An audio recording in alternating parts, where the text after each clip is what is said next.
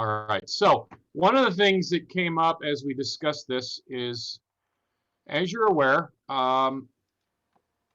two events have happened that helped me out decide to do this. And that was, first off, Perseverance landed. Now, before Perseverance landed, I got involved. I decided to, when I found out how inexpensive it was, I decided to join the Planetary Society. If it sounds like, if you've ever had any doubts about it, go study it.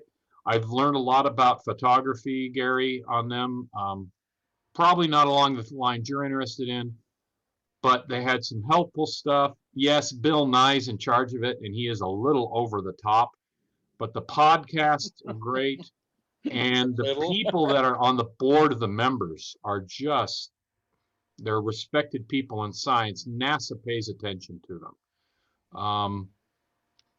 And it's, the basic membership's $4 a month. I got a t-shirt and was able to attend Planet Fest, and one of the things Planet Fest was several different presentations, and one of them was talking to researchers about current missions, and they didn't go into all of them. They just went into a handful of them.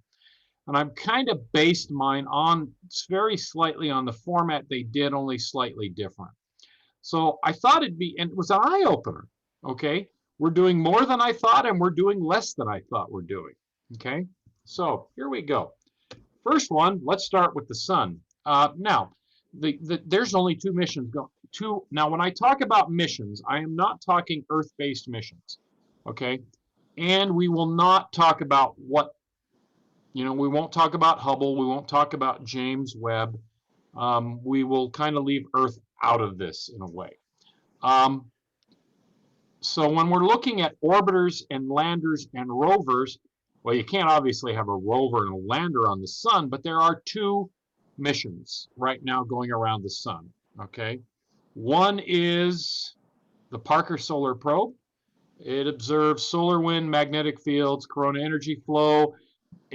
What is remarkable about it is it's got one of the lowest solar orbits of anything we've got.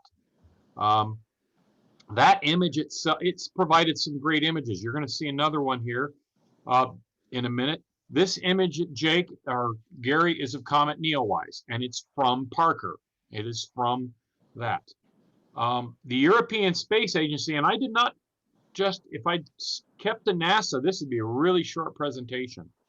The ESA Solar Orbiter has been launched. It's going to look at the heliosphere, solar wind, close observations. It's going to look at the poles. It was launched in February of last year, and it is going to arrive in 2023. ESA, from what I saw, has a lot of missions that are en route. Okay, they have a lot of missions en route. And I'm going to go out a minute because there are also some great resources I wanted to show you too. Okay. And I got to share this site again. Whoop, okay, hold on a minute here. Multimedia, okay. In case we're wondering what Parker's doing, here's one thing that Parker's done right now. It is examining, it has found that you can see these little zigzags in the streams. A lot of the sun's magnetic sphere actually bends back on itself. It gets out there and it goes, and comes back. That's one of the fun things that Parker has found. Okay. On to other stuff. The next step is Mercury. And it's interesting to note, technically, we don't have anything at Mercury yet. Okay. We have Bepi Colombo, named after a couple of prominent physicists. It was launched 2.5 years ago, and it's expected to get there 2025. It's interesting to note, I really don't want to go into it because it's too intricate, and we got a lot of things to cover. It has got an elaborate flyby plan. I think there are at least 6 of them. It's done a couple of them. It orbits or it goes around Earth. It uses a lot of slingshots, a lot of orbital corrections. It's got 2 orbiters in there, okay? It's a joint mission between the Europeans and the Japanese, and we all talk about the Chinese and the moves they're making. Japan has slowly been making a move. They've been slowly coming around. The Japanese one will focus on magnetic fields and also the magnetic sphere.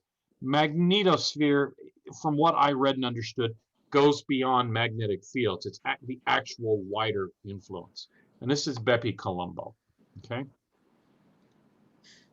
The moon. The moon is one of 2 sites that gets extensive research. Right now, although I was surprised how little there is out there. The moon has, if you can count them there, it looks like it's 6. It actually technically has 5 active missions right now. You notice I call it Themis Artemis. Themis was actually an Earth mission to study the Earth's magnetosphere, and then they said, hey, while we're working at it, let's move 2 of these 5 satellites to the moon.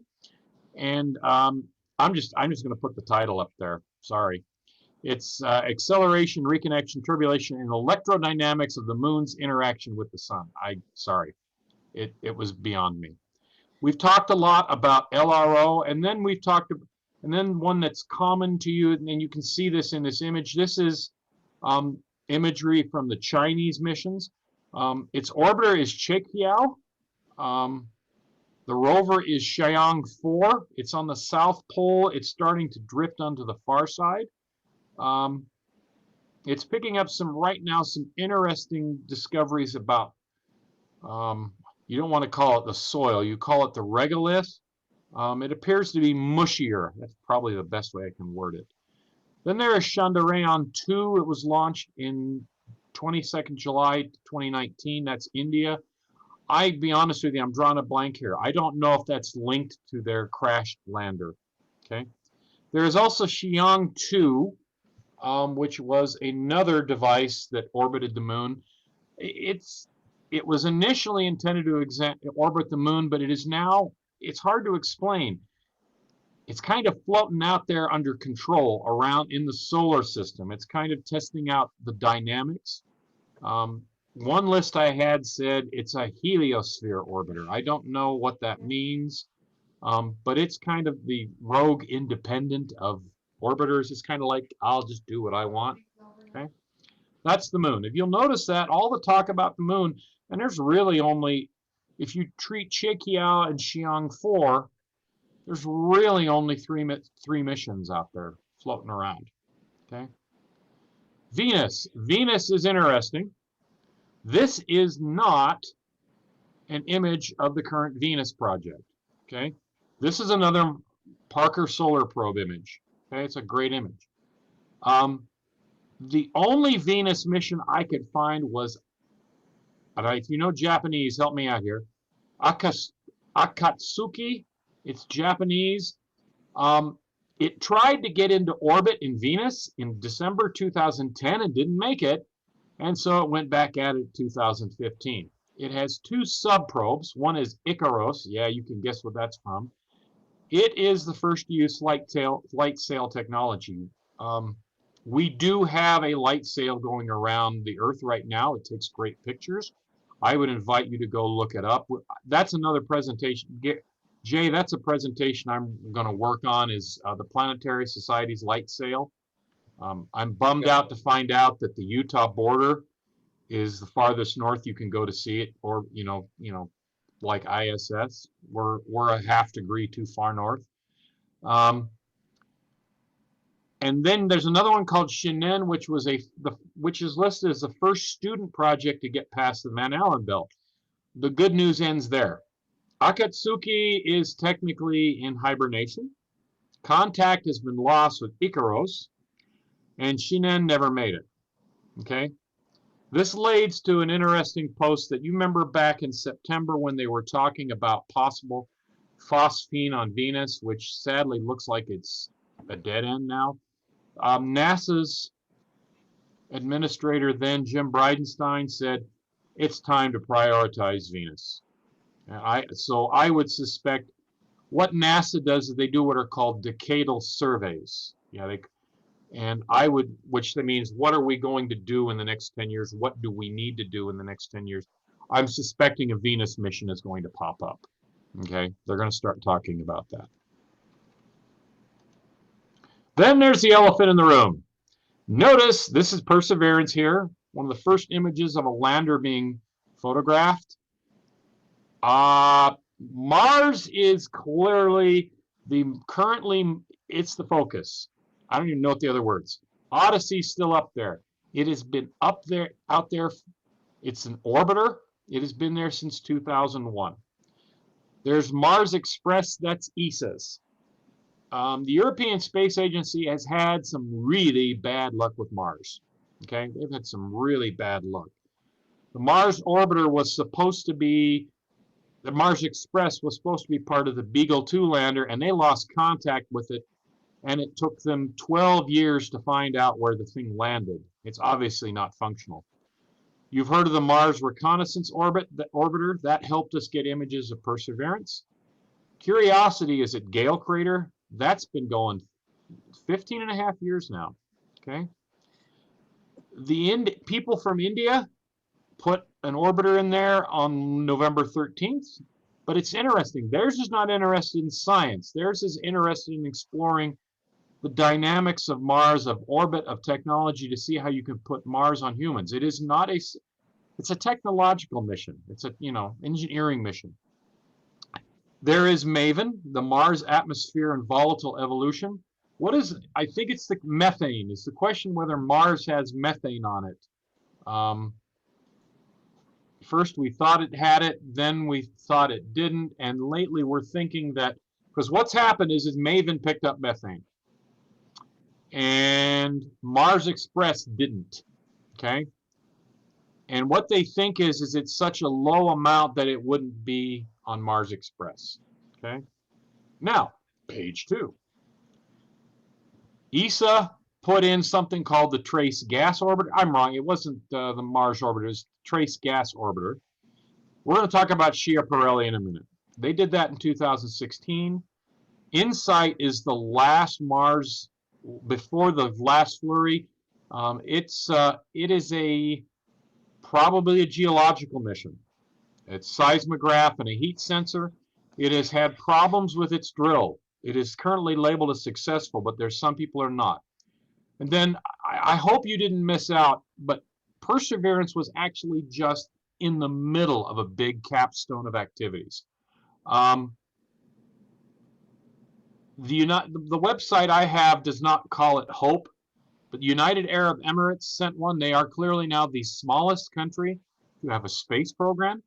It reached orbit February 9th, 2021. It's focusing on atmosphere and weather, and it beat the Chinese by a day. I'm trying to be nice about that, okay? I'm not going to be too gleeful. Tianwen-1 will hopefully drop a lander. Right now it's considered successful, but we don't know yet. And then there's Perseverance. Whereas InSight is geological, Perseverance is more microbiological. Okay. Now, time for me to stop sharing and show you another wonderful site. Okay.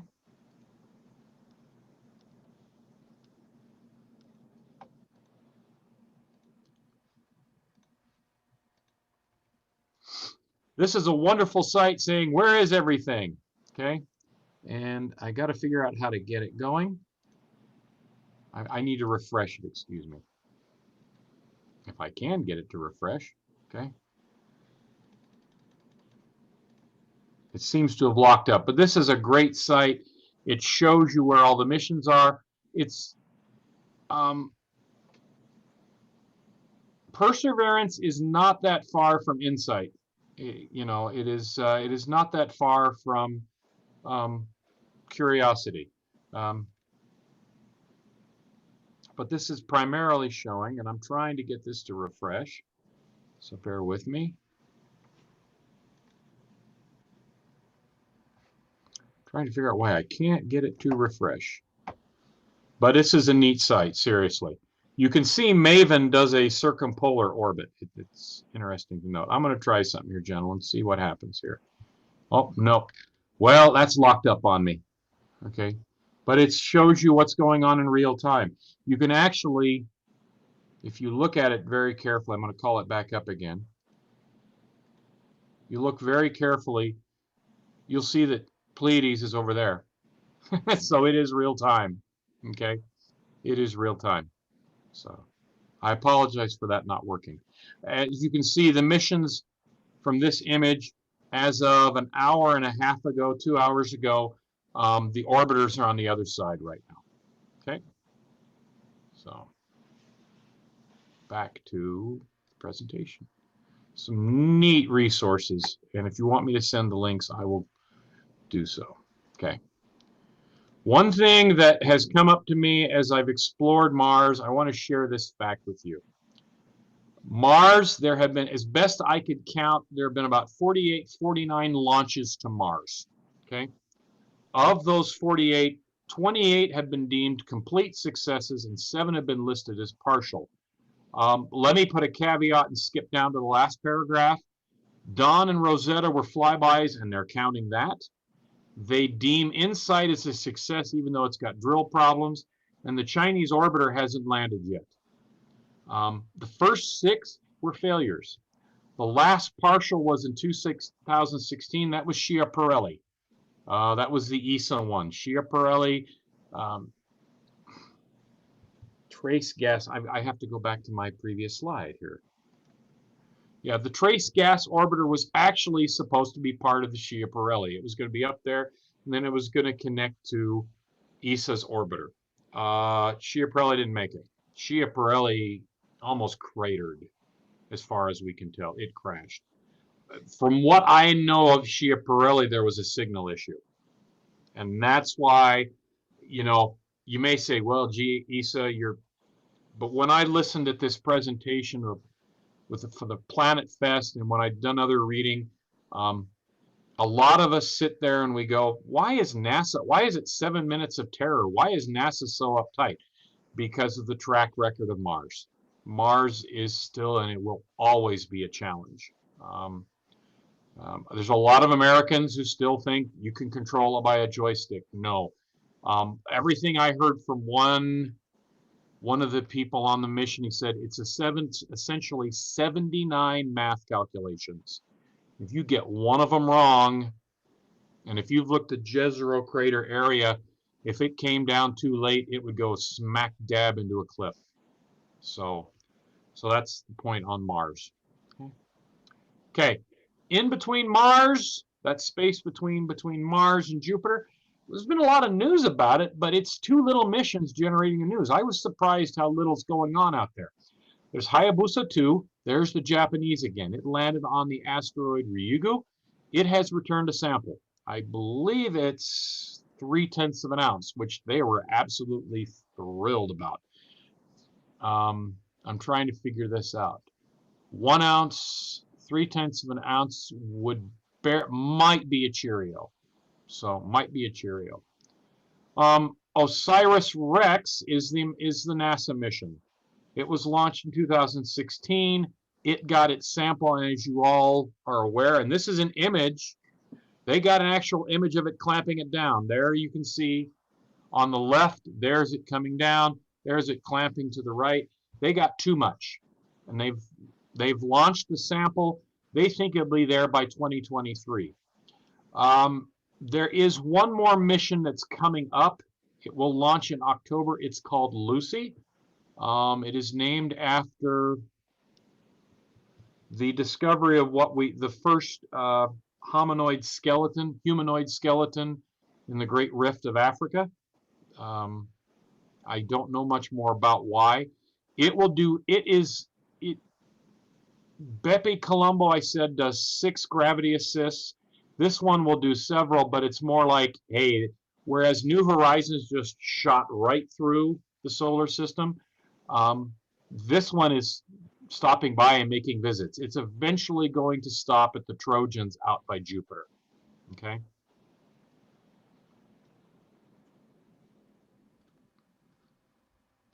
There is Jupiter. Believe it or not, with all the chat, there's only one mission around Jupiter right now. Okay. It is Juno. It will do a Cassini in 2023. It is expected to land it was launched in 2011, landed there in 2016. I got lazy and I just cut and pasted a Wikipedia comment. It's measuring composition, gravitational field, magnetic field, polar magnetosphere. Its orbit is it's above Jupiter as far as I can tell. It reaches speeds, or the winds reach the speeds. It's made several discoveries. Here's the latest one. How many of you have seen the zodiacal light? I've seen it once. Okay. They weren't sure where it came from. They thought it was, some people thought it was outside the solar system. Some thought it was the Oort cloud. Because of Juno, they're starting to suspect it's, wait for it, Mars.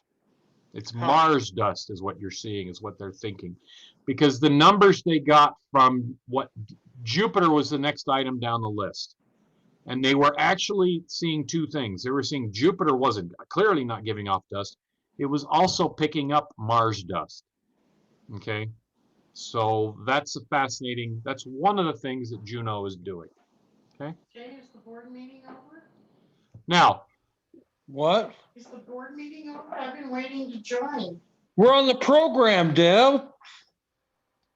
I've never, that's the same link, Deb. I'm sitting here waiting. Was the same link. Hi. It was the same link. Yep. Yep. All right. So now this is where it's interesting. We've had a lot of talk about Cassini, but really research around Jupiter is dead. There is nothing going on right now. Europa Clipper, it's pictured here, is expected to launch in 2024. The language on the press releases I've read is a bit, so in my mind, I'm going to say it's still under discussion, but right now, entities like Blue Origin and SpaceX are vying right now to launch it. It would make history, obviously. It would be the first private company to do so. Everything I heard at a recent podcast said, expect some discussions of the latest decadal survey to talk about a mission to Uranus and a mission to Neptune. Okay? To put things in perspective, we've been to Uranus and Neptune once. It has been 30 years. 30 years, 35 years. Question? Yep. The Pluto flyby that was what, 2 years ago? Yeah, we'll get to that next, Gary. I got a whole full-blown slide on that. Yep. My question is, the spacecraft that was on the way there, they didn't do anything with either of these smaller planets, is that right? No, they only went past Jupiter, and they only went past Jupiter because of gravity assist, and they said, while we're doing it, let's get some images. Okay. New Horizons has been, the more I study it, I think we haven't given it the credit it has, but somebody even showed me the orbital diagram once, or the flight path once, and there was no way. It would require a significant diversion, and they did not have the fuel for it. Thank you. Okay. So, and speak of the devil. Okay. New Horizons. We all think, wow, look what you showed us at Pluto and Charon, 2015. Took 9 years to get there. Arrokoth, that cute little, well, not cute, the spaceman-like red asteroid. 2019. We all thought, wow, it came up, Gary, along the way, it came up with some great images of the Jovian moons. Okay. But I discovered it has done a lot more. Okay. In April 2020, because it was so far out, it took images of Proxima Centauri and Wolf 389, two of the closer stars, and they were able to show stellar parallax. First, in their stellar parallax, it's showing stars moving across the sky. It shows how they're moving closer to each other. You've heard of the cosmic magnetic background? Well, there's a visual component to it called the cosmic optical background. It's taking a picture of that. It's low on fuel. the information I read said they were looking at another KBO last year, Kuiper Belt object, but it never showed up. It will likely run out of juice in 2030. Even at that rate, just because you're out of juice, you're still moving. It will reach a distance of 100 astronomical units in 2038, which is staggering to me. Yeah, Okay? it is. That's 32 years. Okay. So 1 AU is the sun's distance from the Earth. Is that correct? Yes. Okay, Yeah. thanks. But, and we were all, one of the things they did is they used the kind of engine that would move it so fast. They made it lightweight that it would move so fast. It's a remarkably fast engine. But the thing is, they've discovered it's not the fastest probe in the solar system. Somehow, Voyager 1 and Voyager 2 are moving faster now. Okay. They were both launched in 1977. This has got to be a typo, but you ready for this? 2 was launched 2 months before 1. Okay. I suspect they called it that because of the flight path. Both hit Jupiter and Saturn. Number 2 did Uranus and Neptune along the way, and it got there later. My understanding is it looks like number 2 did another gravity assist to the Earth. Number 1 entered interstellar space, that is, the influence of the sun was gone. They call that the heliosphere in 2012, while number 2 did it 6 years later. Number 1 could last as long as 2025. Number 2 is still cranking, and it was supposed to die last year. So we don't know. We don't know. Another great website for you. Hopefully my computer hasn't locked.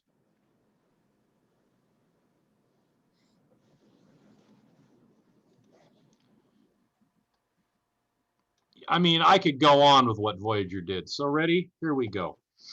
Voyager 1's current distance is, Voyager 1's current distance is now 152 AU. Go back here. Don't zip by that. Voyager 1, Voyager 2, that's Voyager 1. It takes 21 hours from light from Voyager, from the sun, to get to Voyager 1. Okay? It is still picking up cosmic ray data. Voyager 2 is 126 astronomical units, and it takes 17 hours for the sun's light to get to it. Okay? So, Gary, you'll go to sleep tonight, and the light switch you turn off won't get there for another half day. Okay? Just some staggering stuff they found here. Okay? I could switch to metric if you want to. Okay?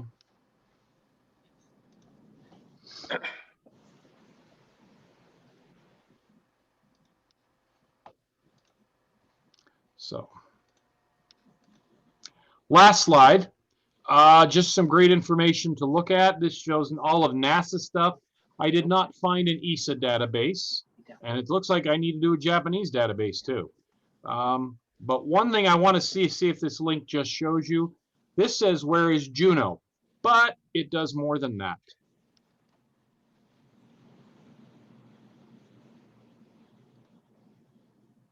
And I got it careful. This is a tricky site to use. Okay, so can you see it says, where is Juno? Can you see that? Yes. Okay. So I'm going to scroll down. This is where Juno is in relationship to Jupiter right now. Can't sign in.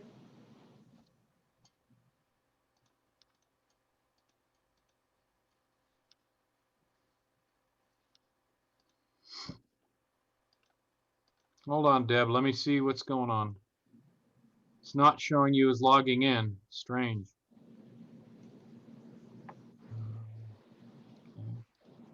Now then you click, then you click another button. It says Jupiter. Come on, I can do this. Scroll down here. Where it is in relation to the Jovian system. So that's where it is in relation. So it's looking down on Ganymede, Europa, Callisto, and Io. I'd love to see where the Jovian planets are. I mean, where the Jovian moons are and how they would relate to us. And then there's this one. And the main intent was to show us where Juno is. But if we zoom out, There's New Horizons. It's right over there. And then I zoom in.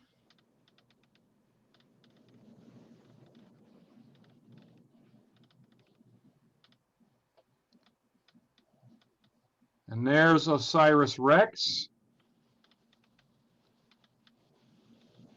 Stereo are Earth telescopes. There's the Parker Solar Probe. The Parker Solar Probe right now is out by Venus. That's how big of its orbit is. And it's only showing the NASA ones right now. Okay. That's a great graphic you got there. I love it. I'm going to see if it'll show me Mars, Gary. So Yeah, there's Mars. is it going to show me any of the orbiters if I zoom in? I have not done that yet. It's not going to show. No. Yeah, I got confused on how to use this, Gary, so be careful with it. But yeah, it's a neat one to look at. Okay. All right. So I hope you gain the same information I do out of this, that, wow, we're working really hard on Mars, but we can do more. We're doing some work on the moon, but we're not doing as well as we thought we are. We've abandoned Saturn and we've neglected Neptune and Uranus. And Jupiter's, as far as I could tell, there was nothing lined up for Jupiter after 2023. And there's poor Venus. Now, I can tell you Bepi Colombo, I need to go back and look at that, see when Bepi Colombo was scheduled to arrive again. Let me go back. Bepi Colombo was expected to arrive in 2025. The reading I've done on Bepi Colombo, and I've known about it for a couple of years, this is going to be one of the,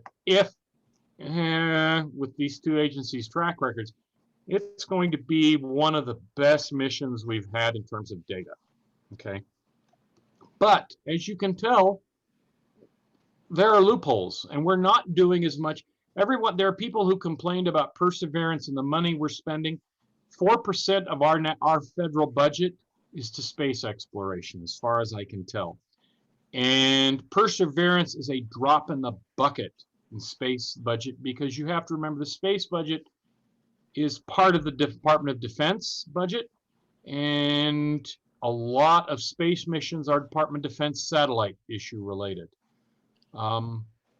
Hopefully, as everything we're seeing with SpaceX, Blue Origin, other companies, and I subscribe to a newsletter called, I'll have to look it up, Gary. It's related to space business.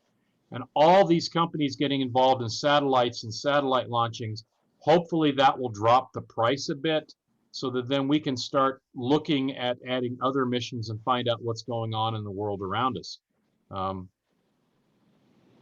James Webb does not count on here because it is strictly an orbital mission, and Hubble doesn't. So, but that's all I've got, gentlemen.